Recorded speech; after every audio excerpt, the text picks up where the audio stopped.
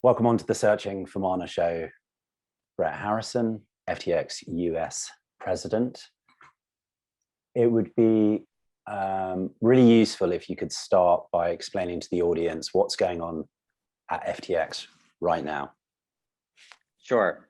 So first, taking a step back, let's talk about what FTX and FTX US are. So FTX was founded around 3 years ago by Sam Bankman-Fried. And at the time it was founded, it was an answer to what Sam saw going on in the space with other cryptocurrency exchanges. So cryptocurrency derivatives exchanges were sort of notorious at that time, around 3 years ago, for going down all the time, for losing customer funds, for getting hacked, sometimes for clawing back profits from customers to help compensate for bad liquidations, cases when customers would go negative on their balances and we needed to do something about it. And so Sam knew there was a better way, and he started this new exchange, FTX. And in the course of a very short period of time, grew that exchange to be the second or third largest cryptocurrency exchange in the world. And around a year and a half ago, wanted to bring a lot of those products and services into the US, which is some of the strictest regulatory environments in the world. And so launched a separate company, FTX US, with the goal of first building out a spot cryptocurrency exchange, competing with the likes of Coinbase and Kraken. And then over time, to be able to obtain the right licenses required to be able to offer more products and services, such as cryptocurrency derivatives, futures and options in the US. So the two exchanges combined do something like $15 billion worth of cryptocurrency and cryptocurrency derivatives a day. Again, it's the second or third largest in the world, with millions of customers. And we're expanding to a number of different products and services. We operate in over 180 jurisdictions around the world. And what would you say the biggest challenges integrating FTX into the US markets have been? Yeah, great question. So in the US, and it's one of the few places in the world that have different regulators for different market structures.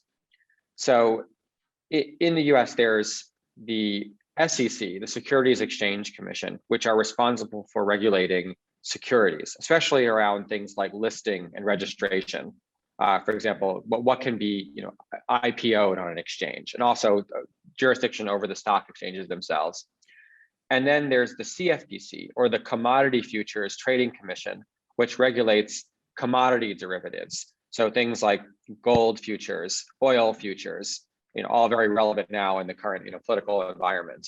But also things like broad-based stock index futures, so like the S&P 500 future. There isn't a clear regulator for spot cryptocurrency. So for example, if you want to use USD to buy Bitcoin or Ether, it's unclear where that falls under market regulation. And in fact, there is no current registration process for an exchange that offers those products. There's this 50-state money transmitter regime where you have to go to each state and get a separate money transmitter license in order to be able to offer the service. And so that's one of the most difficult things about operating in the US right now, is this unclear regulatory regime. A lot of the work we are doing in the US is actually talking with members of the US Congress and also with the different regulatory agencies to help encourage thoughtful dialogue around creating this market regulation for spot cryptocurrency. However, on the derivative side, because the CFTC has taken jurisdiction over Bitcoin and Ether as commodities, those futures actually have quite a clear regulatory path. So the CME, the Chicago Mercantile Exchange, and ICE, the Intercontinental Exchange in the US, which also has exchanges in Europe, those offer Bitcoin and Ether futures and options. And so that's a path that we are following. In October of last year, of 2021, we acquired a company called LedgerX. Yep. We rebranded them to FTX US Derivatives.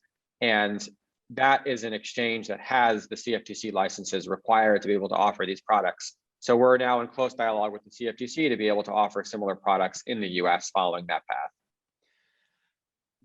So obviously really exciting, but nuanced tapestry to navigate through. Why were you the right person to come in and lead this? Sure. So just maybe a little bit of my background. So I got my start out of college as a software developer, as an engineer, and I was hired by Jane Street Capital, which is a large market making firm with a huge outpost, not just in the US, but also in the UK and in Asia as well. And I worked for them for 8 years. And I was doing a variety of different tasks, like building out algorithmic trading systems and low latency order entry gateways and market data handlers, but soon grew into more of a management role where I was managing large groups of software engineers who were building out these services. It was actually during my time at Jane Street that I met Sam Bankman-Fried, the CEO of FTX, and we had worked together while he was a trader on the international ETF desk for Jane Street, and I was a software developer and an engineering manager. We went separate ways. He went to go into crypto. I moved from New York to Chicago, partly to follow my family, but also to try out a few other different jobs. I worked at a place called Citadel Securities, also fairly well known, market making and proprietary trading shop, where I managed around a team of around 100 engineers who were working on ETFs, options, ADRs, OTC equities. And I think it was through being very familiar with the regulated equity and equity derivatives and commodity derivatives space that gave me a feel for how to build and architect systems and to build, groups of people to drive those systems forward in the regulated environment. I think a lot of what we see in cryptocurrency is that you have people entering crypto primarily with a tech background, but not necessarily with a finance background.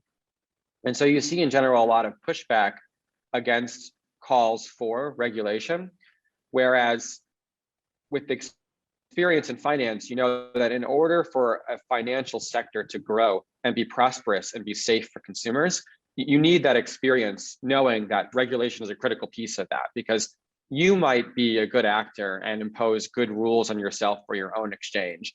But if there's not a clear oversight where everyone's playing by those same rules, then you end up with people who are clearly not playing by the rules and not doing the right thing for their customers. And that's a lot of the problems we've seen in cryptocurrency. So I think it's the combination of understanding the underlying technology, which is critical for cryptocurrency because technology is moving so fast in this industry, and the experience with regulation that makes this position a good one. Brett, it's an interesting point about the talent that then you would consider to bring into your, obviously you have and carry on bringing into your FTX culture. So the core job that I've had for a couple of decades is as a headhunter, and have worked with Jane Street previously. And I know that the caliber was extreme. Looking for incredibly smart but contrarian people where there's extra color than just the qualifications. There was a really bright bunch of individuals, right? That's where you met Sam as well. He's clearly relatively bright. But what you say there is super interesting about people who've been in finance and appreciating regulation. And if you consider how quickly FTX has been able to build into this space, as you say, as one of the biggest exchanges in the world, is that because you hired people with that appreciation for regulation from a financial background and still are doing that? And then, how do you see that moving forward in terms of have you overweighted it one way or the other? Sure. So just to talk a little bit about the makeup of the FTX team, one thing that I think that makes us truly unique in this space is just how small our team is. So globally, we have something like 200, 250 people. Yeah. But FTX International, FTX.com is a $32 billion company. FTX US is an $8 billion company. If you could think about the size and scale of our operation compared to the number of people we have, it's pretty incredible. Just for some comparison, Coinbase has something like 3,000 people. Yeah. So when we find candidates to join the company, first of all, in general, we look more for people with some experience because we really need people to be able to be effective basically on day one. We don't have the same resources, for example, that, at Jane Street, there was this large intern program where we bring in 75 interns, and we'd have full-timers working with them for the entire summer, teaching with them, mentoring them, evaluating them. We don't have the same kind of time, given how fast we're moving and how many people we have. So we need people to be effective on day one. The second is that we need people who are truly like the 10Xers of the world, you know, people who can come in and make an extremely large impact on the company from that first moment. And that could involve a variety of different backgrounds. So sure, it might be helpful for people who have a financial background and understand the regulated space. That's the direction we want to move. But it's also helpful for people who come in with just incredible software backgrounds, or amazing business development skills, and they're able to go out and talk with different institutions around the world and get them to join the exchange and want to trade with us. So we have a number of different kinds of roles at the company, and we're just looking for those really independent, very entrepreneurial, very talented people. Yeah, I think it's a choice of style. I've seen some of Sam's writing on this, and he's very proud of the fact that you guys have, disparately less staff than some of the perceived competitors of a similar valuation, right? But on the same note, you could have 3,000 people, right? There's the funds to be able to do that. It's just a style. It's just a perspective of, we would prefer to have 10Xers and be lean. Well, also because I think a lot of what makes us able to be such great competitors in this industry is the fact that we have great culture and we're very nimble. We could launch a new business in a week if we think there's a really compelling need. It's a little bit when you hit that inflection point and you get over 500 people or 1,000 people, where suddenly there becomes all this like institutional inertia, where you feel, okay, in order to do this, I sort of need these people's approval. I need to get consensus from these other people. I need to run it up the chain. And now it's just like, okay, if someone feels compelled, they can write some software, they can put the business plan together, they can just go ahead and run with it and do it. And maintaining that startup feel as you get bigger is something that is very challenging in general. And there's no right answer to it. I'm not saying we're doing it perfectly, but staying small and staying very particular about who we have within the company is part of keeping that spirit alive.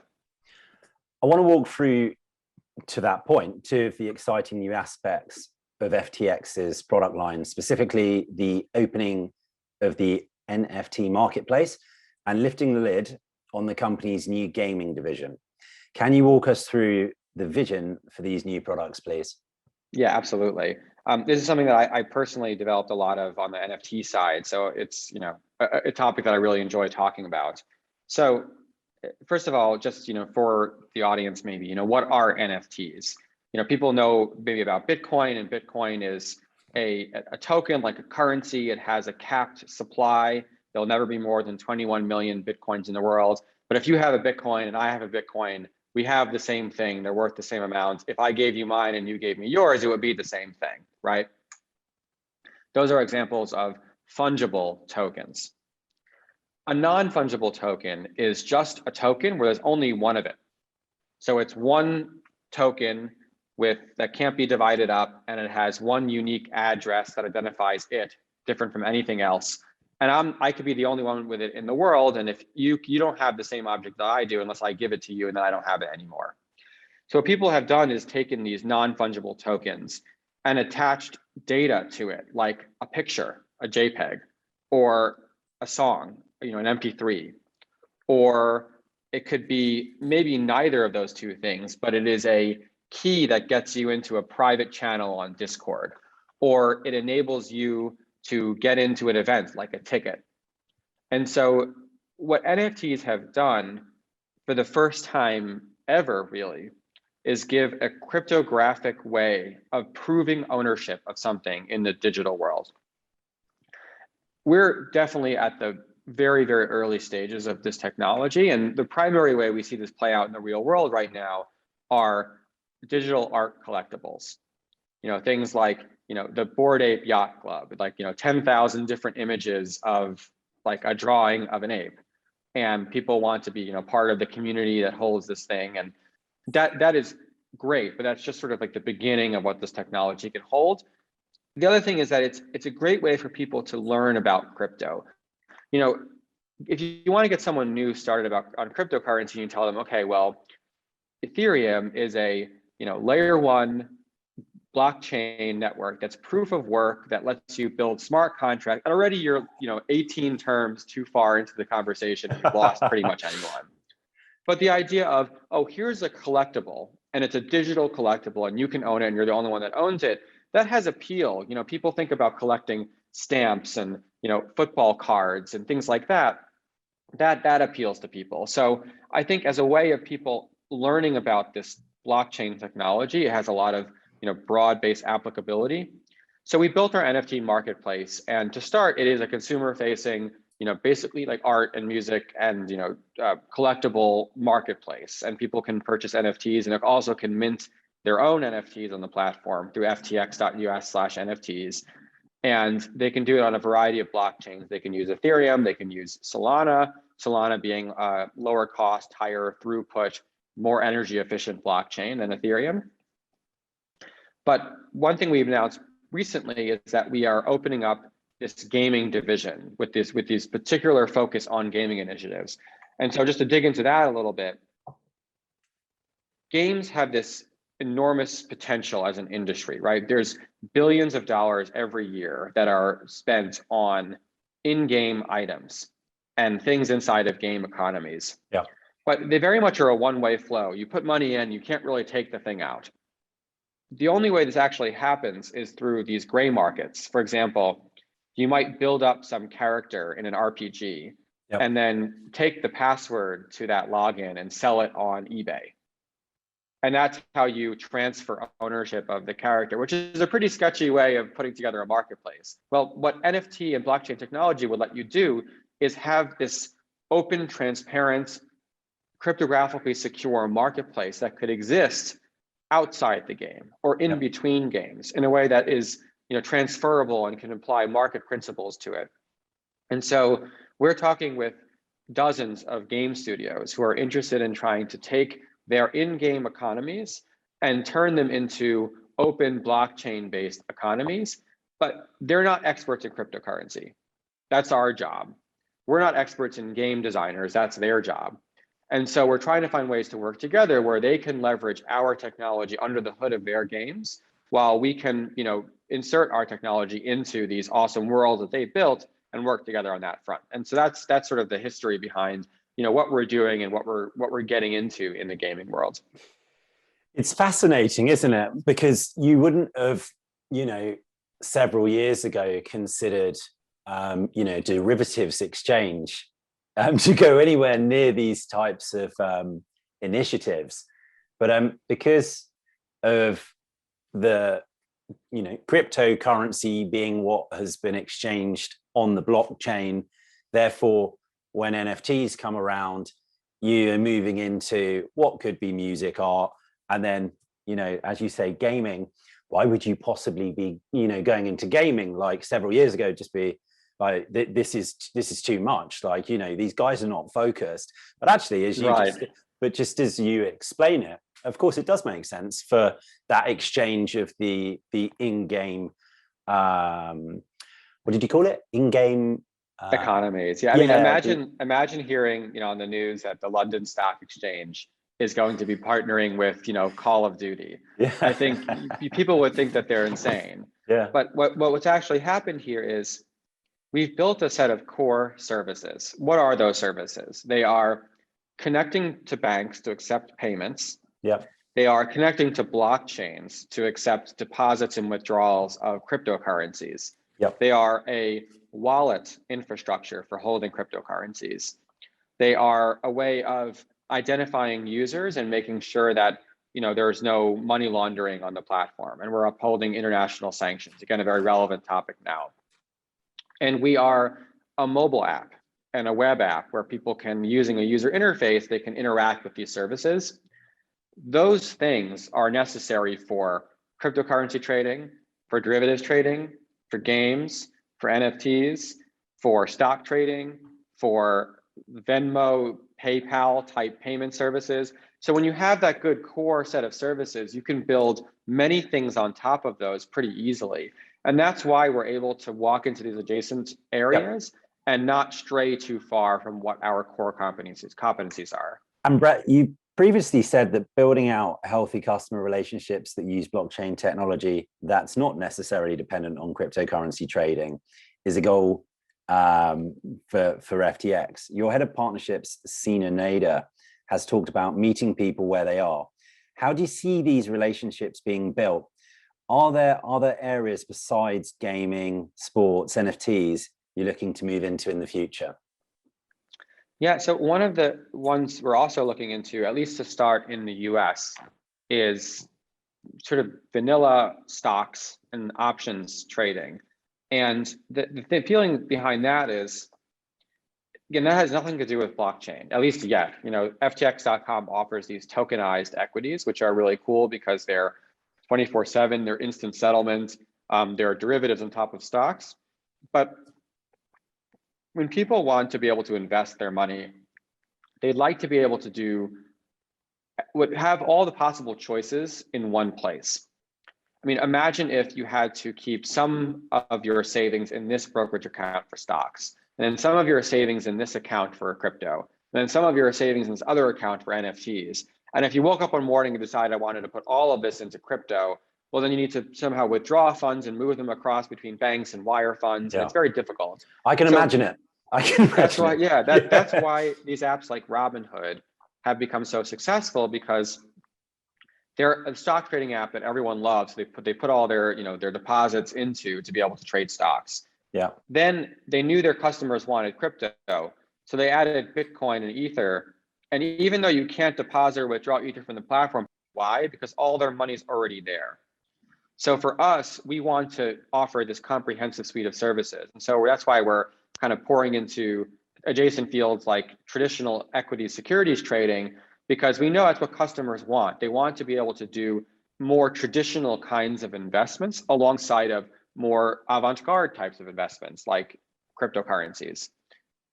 You've recently launched FTX Climate as part of the FTX Foundation, with the aim of spending $1 million per year on tackling climate change. We've discussed the importance of living good values. How important is it to live these through the business too?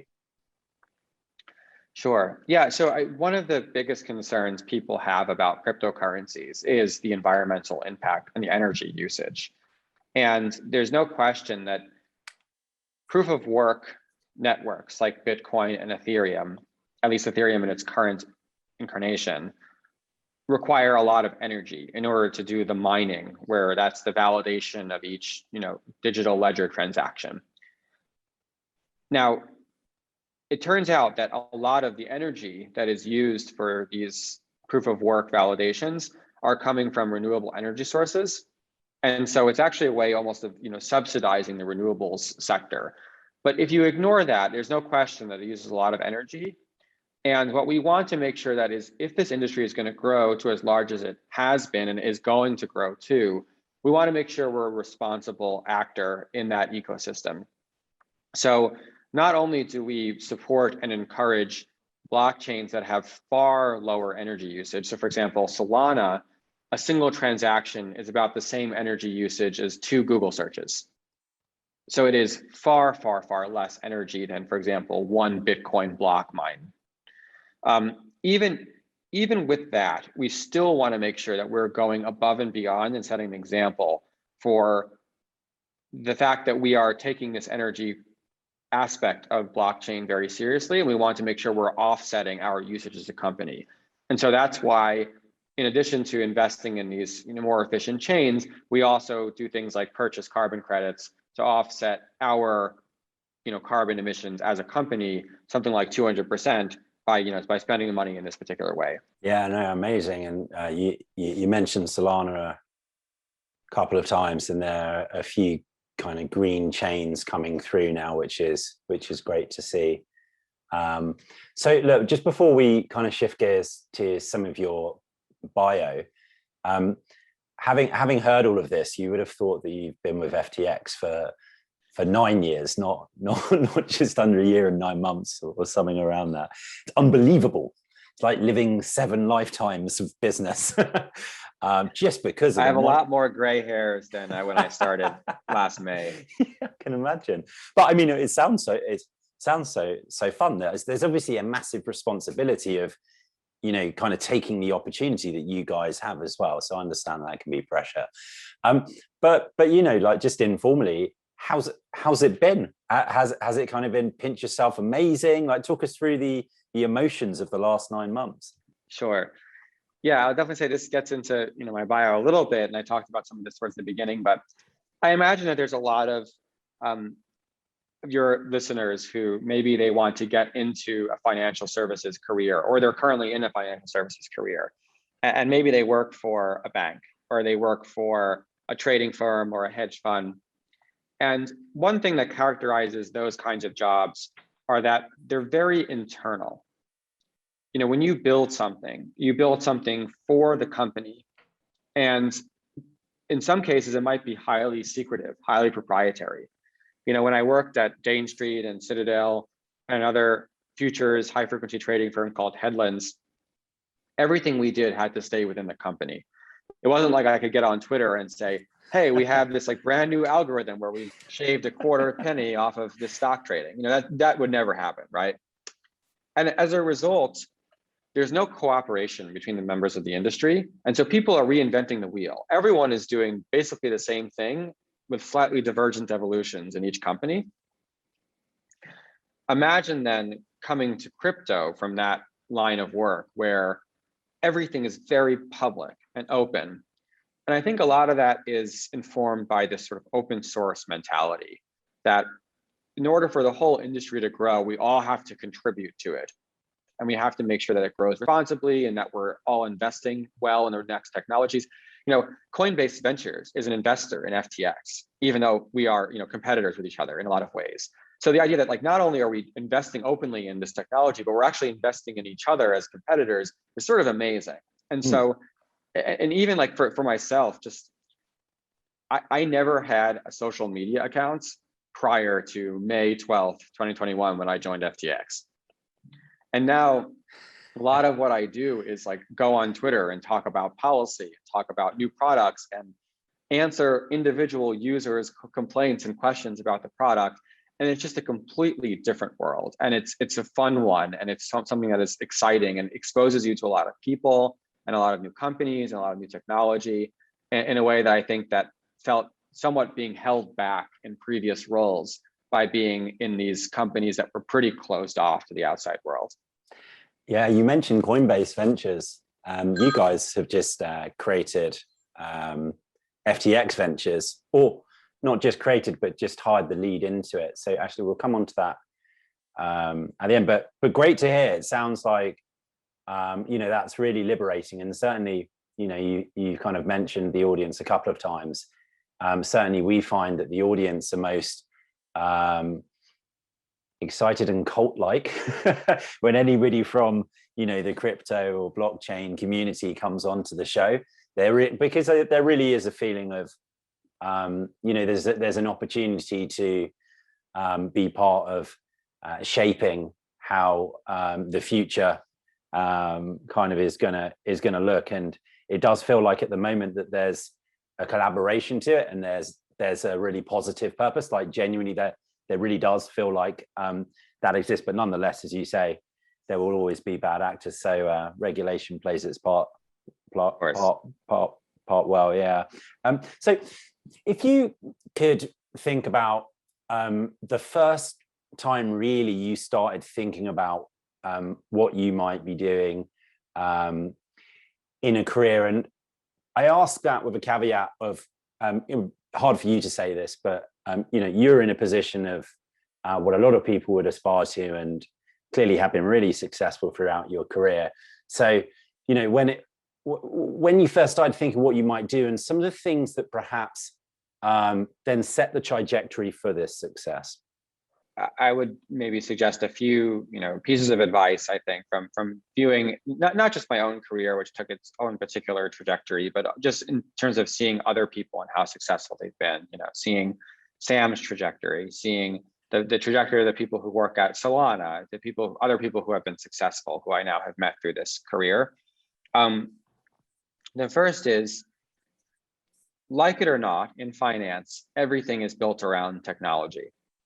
And obviously it's great if you know how to build software, but that's not for everyone. But everyone needs to be, I think, literate in technology. And so developing enough of like an understanding of, for example, if you're gonna get into crypto, understanding how blockchains work, understanding, what these tokens are, understanding what these different applications are doing that are built on top of them, and Yep. actually getting your hands dirty with them. Go out and try a decentralized exchange, go out and try to buy and sell an NFT, and actually get the experience doing it helps so much when it comes to actually getting involved. Some people want to wait until they're hired into a company to start getting that on-the-job training, but it's so competitive right now for these careers because it's such an attractive and lucrative field. You have to distinguish yourself. And so walking in the door with that experience and that literacy can often help you a lot. And there's a lot of encouragement online. There's all these different like message boards and channels and things that you can sort of join and get sort of experience with other people who are building in the space. That's very important. The other thing is that people just need to take more risks, especially when they're young. A lot of the people who are the most successful in crypto, for example, really like dropped potentially very stable alternative careers in finance, let's say, or in technology, to come and build something entirely new with a lot of risk. If you don't succeed at like some startup or whatever, like you will meet people and then they will want to hire you because they've seen what you built. So I think that people should want to sort of step into the deep end of the pool of new startups and companies in crypto more, because I think people would find that a lot more rewarding and they'd learn a lot more quickly and they would probably earn more in their career if they followed that path. So that's sort of a bit of a piece of advice, I think, to the listeners is it's tempting to want to start out with a more stable career, especially when you're young and you think there's more risk. But it's like when you're young and you don't have, a family and children and pets and home and stuff like that, and you're not like, locked into a particular place or career, is the perfect time to start exploring more in these kinds of fields. On the first point as well about, coming into the crypto space in this instant with some like, with some prep, with some experience, because it's a great way to learn. I also think that that's a mindset. So, I'll often ask functional programmers, like, what's the most important skill? And like, I think the most common good answer is curiosity, liking to learn, like knowing that that's constant, you're always gardening type of perspective, because the languages are always changing. And so if you don't, then, you're going to just stick where you are for a period of time. And so I think that when something's new like this, that mindset helps, but nonetheless, Brett, it's still a mindset that you had.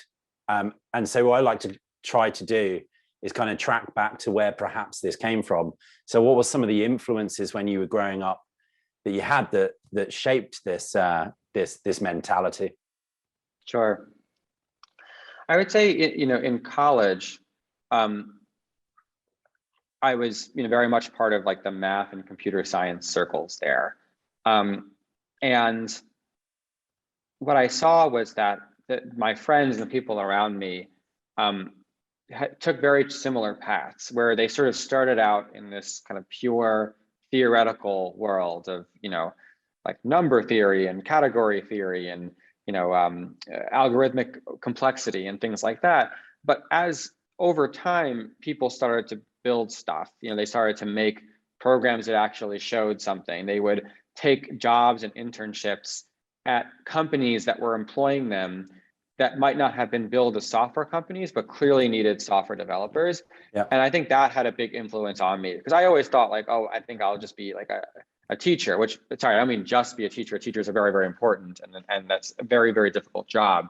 But I always thought that's what you do with a degree in like a math or a science, is you become a teacher or a professor, a lecturer, or maybe you go work for Google as a software developer. And, this was like in, 2008, 2009, 2010. And then all of a sudden there's this explosion where where with your specific degree, you now have these very practical skills and you can go employ them in the real world in some way. And I think that was very eye-opening for me personally, and why I followed a lot of those friends to careers in finance, just sort of jumping in, having very little or no experience in finance whatsoever, but just thinking that I wanted to apply this in a very fast-paced, highly specialized, interesting and lucrative environment. And that's that I think that was the right decision at the time. Then when we hear the story about who you are at Jane Street, which was somebody of like quite extreme responsibility, where that peer group is incredibly impressive. And it doesn't sound like coming into your career, some people like would answer the question, like at 7, and I knew I was going to try and like just crush everyone in my career, like certain type of mindset. It sounds like you obviously bright at school, hang around with other people who were bright, and then you got into your career and you kind of had an agile mindset. There's nothing standing out here crazy yet, but then when we see the trajectory, you obviously do incredibly well. What was there like a seminal moment, or actually what would you say allowed you to be so successful in that environment? Yeah, I think personally I was always like an ambitious person and a competitive person. And so I think that's what sort of led me into these kinds of careers. But I would say there was like a couple of like aha moments at Jane Street where maybe it was like the first time that I had built or put forth a proposal for some kind of trading system where within some number of months, there was a lot of dollars flowing through that system, on the scales of like hundreds of millions or billions of dollars were flowing through this piece of software. Amazing. And then creating profits for the company. And there was at some point, I think, when like I stopped and took a step back and realized this was letters on my screen, and now is something that is interacting with the global financial market at a very large scale way, where I realized, wow, like what you can have incredible impact through technology, and there might be larger things in store if I were to pursue them, outside of just the confines of this particular company. And so like a lot of people, for example, stay at Jane Street because it's an incredible place to work. It treats all the employees just amazingly, and you learn so much and you're around some of the smartest people on the planet. But it's also easy to sort of feel some sense of comfort from that and want to just sort of like stay there forever. And I think it was being there and sort of seeing kind of my own potential put forth in this real world environment that it became more apparent that there would be more if exploring something that's a bit riskier, maybe something a bit smaller, something a bit newer. Yep. And again, something I think that people fall into a trap, and many people will be very, very lucky to end up at Jane Street. But think about the other like long tail of potential careers people sort of stay in the financial sector, especially, that they're kind of safe jobs, and people could find more fulfilling jobs in their life if they would sort of explore what comes next. Yeah, I've got so many, so I'm 39. I've got so many people in my peer group, which is really like if somebody's had a certain type of education and then gone to certain types of firms, by about this-ish point, you can be in a very, very comfortable position. But, you have to then consider what your drivers in a career are, right? And so, whether it's comfy or safe, is it going to really be the kind of legacy that you necessarily want? And so for you, there was a desire to go and take risk and be part of something. But how you talk about what you might potentially be passionate about, Brett, it could have been going and working in the Solana community, for instance. You've got the skill set to do that. I mean, obviously the exchange makes a massive amount of sense, but what did you consider? You obviously wanted to get this move right, to move from what was an incredible environment with that security. Clearly now we've heard what's going on, albeit you've got some gray hairs. it feels like it's been a good move. But what were the things to think through, and you know, why ultimately did you choose this? Yeah, I think for me, it was just a bit of a, the accidents of history, which is that, again, I knew Sam from Jane Street, and I was planning to leave Citadel anyway, but, wasn't quite sure what I was going to do next. And wasn't confident about crypto at all. I think it was something that I was aware of, but not doing a ton of research into personally. And I think that was just sort of my own kind of ignorance, not being well informed about what's going on there.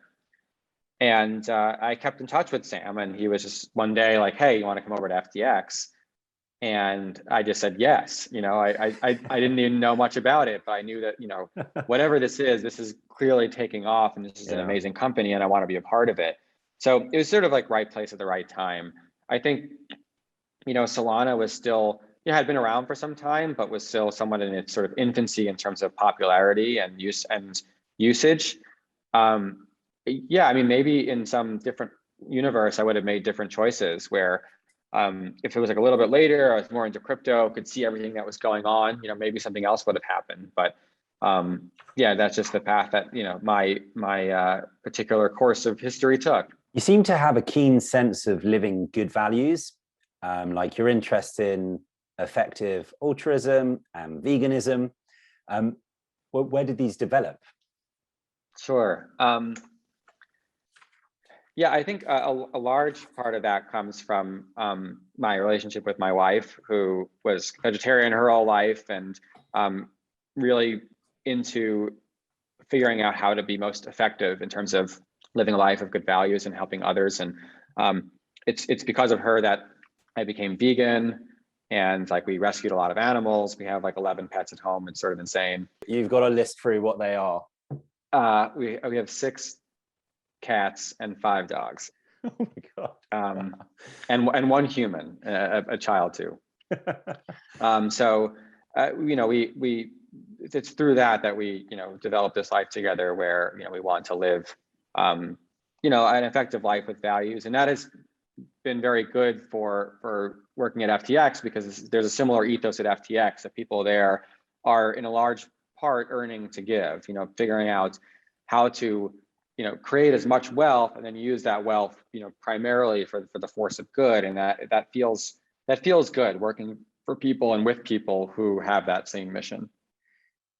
I mean, I have one daughter, but the 11 animals and the business that you're managing seems intense. Like, what's a day like for you? Like, talk us through that. How are you on top of all of this? Is this surely you must have a lot of staff, or you are a very structured, impressive person? Well, I think between us we're fairly structured. But yeah, I would say like my day gets started at like 7:30 or so, and take my kid to school, and then get to work.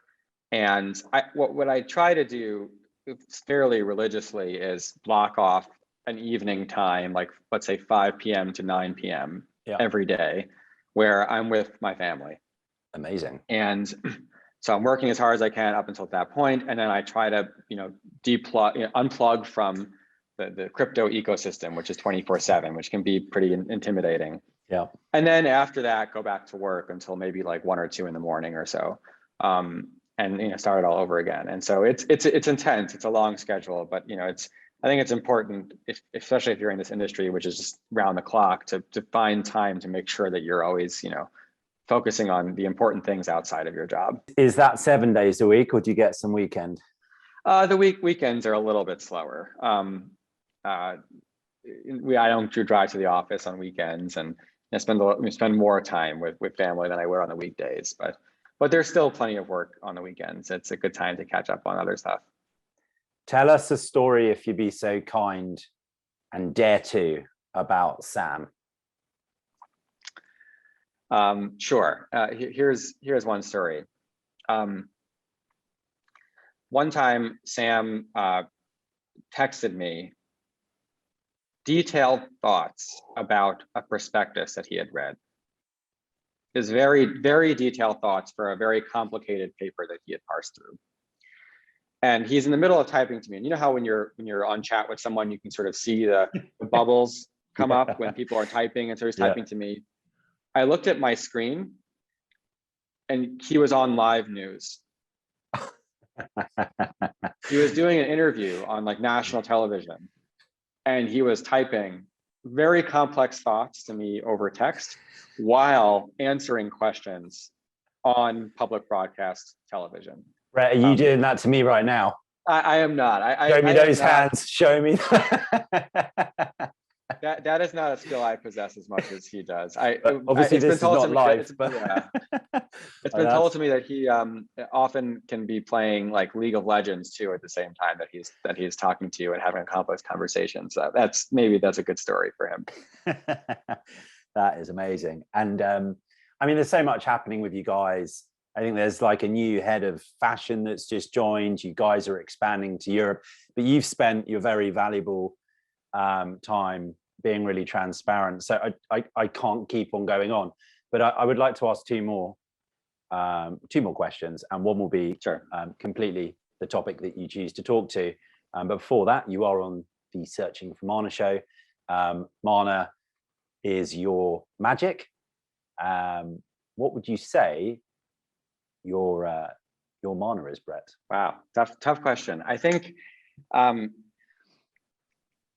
I would say it's a combination of two forces in my life, and it's family and everything we talked about and wanting to do the best for them and the most for them possible. And I think there's another force, which is the magic of building something. You know, there's something about, I told you about these aha moments in my previous careers where something has jumped off of the page. It's gone from a set of code and inside of a text editor on your computer to something that is affecting millions of people. As a product, people are downloading and using every single day and using to invest and using to explore, and it's bettering their lives in some way. And I think that I very much live for that magical moment of going from a program to this real life affecting the world kind of thing. And that's, I think, something that is in some ways very unique to software that makes me, so excited about the stuff that we're doing. You need to be really unmodest to come on this show, don't you? Because I keep asking questions about how are you so great? Why are you so successful? The example you give there, which is brilliant, the yin and the yang. The one about impact is something that, and sorry to quote one of the most quoted people ever, that Steve Jobs famously says, which is, the moment that he realized, if you push the world on one side, it comes out the other, you'll never look back. And, when you're talking through the example of, as you just did, it made me think about that.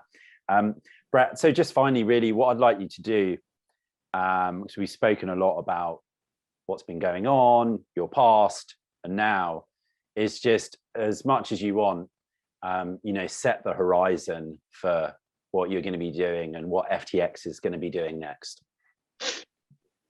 Sure.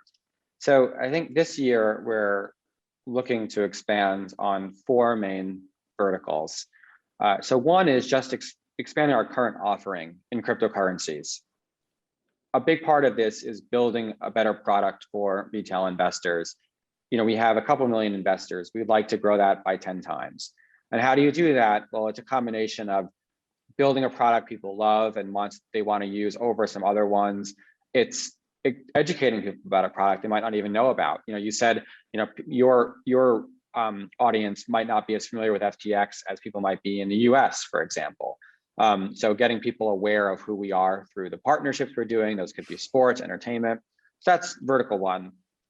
Vertical 2 is expanding derivatives, especially in the US. And that has to do with all of the regulatory issues we spoke about towards the beginning of the podcast. To getting the right licenses, working with regulators to offer the products that we want. That's vertical number 2. Vertical number 3 is these more traditional investment products like stocks and options. Again, wanting to give people this holistic investing experience within one application, one unified experience. And the last is the NFT and gaming stuff we talked about. It's somewhat experimental. It's unclear where it's going to head, but this could be a massive industry and a huge way of pulling people into crypto and this new technology that is blockchain technology through these in-game economies. And so that's the horizon. There's a lot to do in each one of those, but I think we have our work cut out for us. And just if you were to take it, you know, Hollywood 7 years, what might FTX be doing then? So hard to say, imagining, you know, more than twice the length of the current company, or just because of the pace that crypto moves. But I think you can imagine FTX as being a one-stop shop for financial and technology services. And we're not just your crypto investing app, we're also your bank. And we're also your regular wallet. And we're also your login to a game. And we're also the way that you buy tickets for a concert. You know, the idea that we are building this set of, you know, services that interface with different aspects of finance and technology together, and we sort of grow and encompass as many of those as possible into one integrated experience.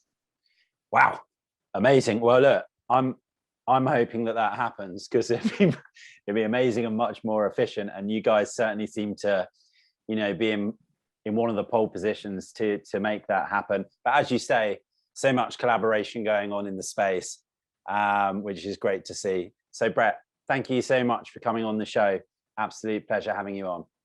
Yeah, thanks so much for having me.